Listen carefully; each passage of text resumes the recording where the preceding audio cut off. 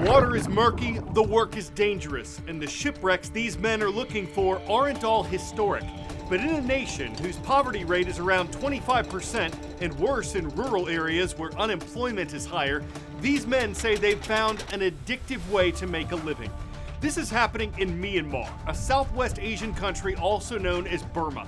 It's struggled for years with instability, accusations of genocide, a military coup, and armed militias fighting the military.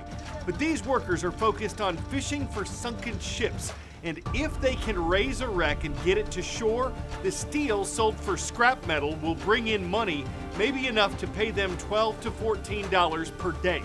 They wait for low tide when they can see and more easily work the shipwreck. A diver wraps himself in a chain to help him sink, and he has an oxygen hose he tugs on if he needs to come up quickly. They work underwater for hours at a time, attaching cables to the wreck, and when the tide is high, they take advantage of it to pull the sunken vessel towards shore. They don't have a large crane that could help. It's hard, exhausting, and slow labor. And one of these men says he's salvaged about 40 ships over the 40 years he's been diving.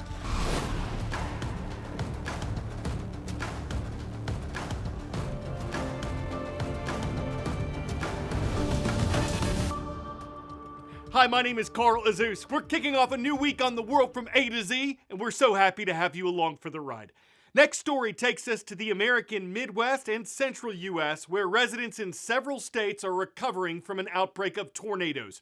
On Saturday night, when a line of severe storms passed through Oklahoma, local media said they spawned as many as 17 twisters.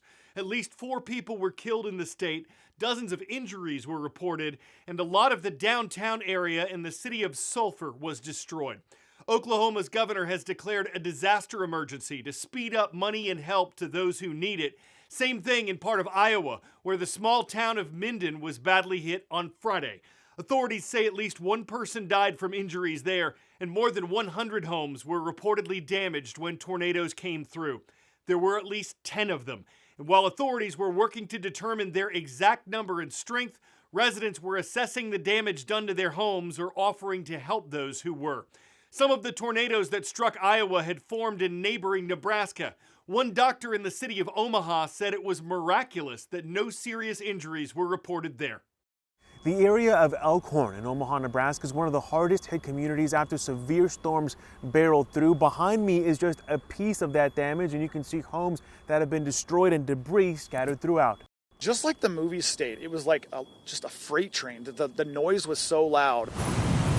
The monster tornado captured on camera in eastern Nebraska just outside Omaha, leaving devastation in its wake and ripping apart the Sunday's dream home. I'm not too afraid to admit it. I was crying like a baby. We're thankful to be alive. Powerful storms, including several tornadoes, swept across the Cornhusker State Friday afternoon, flipping semi-trucks and overturning rail cars. Boy, look at the swath that they've got.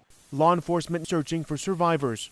Debris piles, we're looking in basements, trying to find any victims and make sure everybody is rescued that needs assistance. Mike Woodward says nearly all of the trees on his property were uprooted by the winds, and he feels lucky to be alive. We have a bomb shelter basement, and we were down there, and you could hear it come. Oh no! The National Weather Service receiving reports of more than 80 tornadoes touching down. It was just the scariest feeling in the world.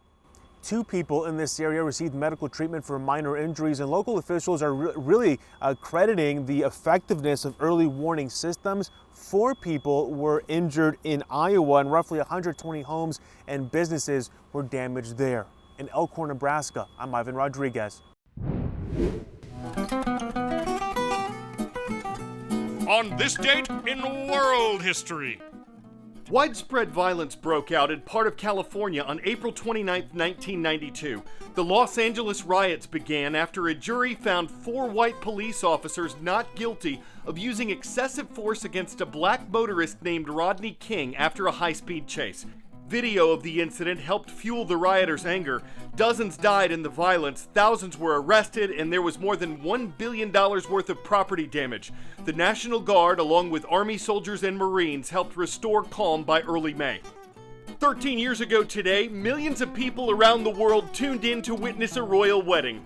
Prince William, the grandson of Queen Elizabeth II, married his longtime girlfriend Kate Middleton. Almost 1,900 guests attended the ceremony at Westminster Abbey, and an estimated 1 million people packed the streets of London to see the couple as they made their way to the reception.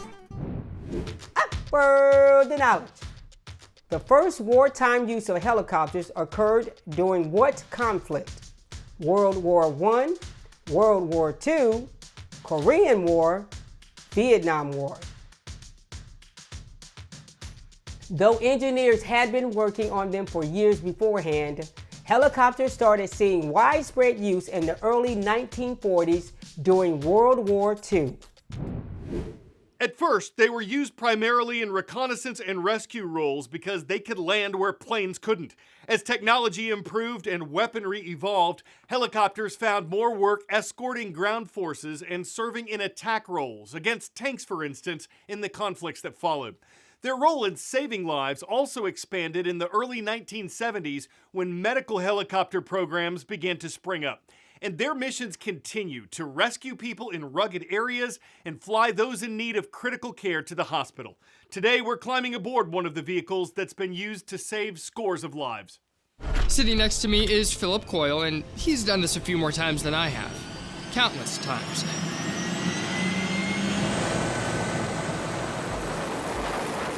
Good thing, too, because we're on our way to pick up a patient and transport him to the hospital. Coyle has been in the cockpit for almost 2 decades. And to me, it's like sitting in my office chair. 11 years in the Army and 6 years flying EMS. Coming out of the military, it's actually much easier. Nobody's shooting at me. But flights can still be high pressure. Coyle is joined on board by a paramedic and a nurse. Sometimes this crew will transport patients between hospitals, and other days, they fly to the scene of an accident. It's basically an ambulance with rotor blades. It's a lot less exciting for whoever is being picked up. Nobody wakes up in the morning and says, I want to fly in a medical helicopter today as a patient. The ins and outs of flying the helicopter and using the control board in the cockpit is complex, but Coyle's overall mission is not. The best thing I can do for that family is to calmly fly them safely from point A to point B. No family wants an excited pilot. They want the calm, collected, confident, understanding person to be at the controls. And the same goes for the medical crew. Preparation is key to providing a patient with timely transport. Coyle's helmet is plugged in before a call comes, and the aircraft is properly adjusted. All of the medical equipment has to be in the right place. We move efficiently, we never move quickly. And at the end of the day, it's a job well done when Coyle and his crew go home to their families safe and sound. Awesome. Thanks, Phil. Yep. Medcom Mama 1, down at secure rooftop. The city of Rexburg, Idaho is both the source of my fries at Five Guys the other day and the home of Madison Middle School. Thanks to the students and teachers in the Gem State for watching the world from A to Z. Jumping over to the Cornhusker State, we arrive at Hastings High School. Mr. Schultz's class, you're amazing in Hastings, Nebraska. And the bridge where all my friends hang out is Bro Bridge. From the Pelican State of Louisiana, we welcome Mrs. Mary's class at Bro Bridge Junior High School. You can buy a kitty box on Amazon, but this is not what they mean. Galena the cat disappeared from her home in Utah earlier this month, and her owners put up missing cat posters and pictures on social media. They eventually got a call saying the cat had been found, but she was 650 miles away in California. That's where the Amazon part comes in. Galena had climbed into an Amazon return box and was accidentally shipped across state lines. She went without food and water for 6 days, but aside from being dehydrated and a little skinnier, she was all right.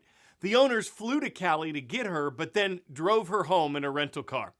Because they didn't want to let her feel boxed in again. It was illicit, unclawful, uncatchenable, nefarious, prosecatable, felonious, verboten, unconstitutional, and abominable for such a wildcat shipment.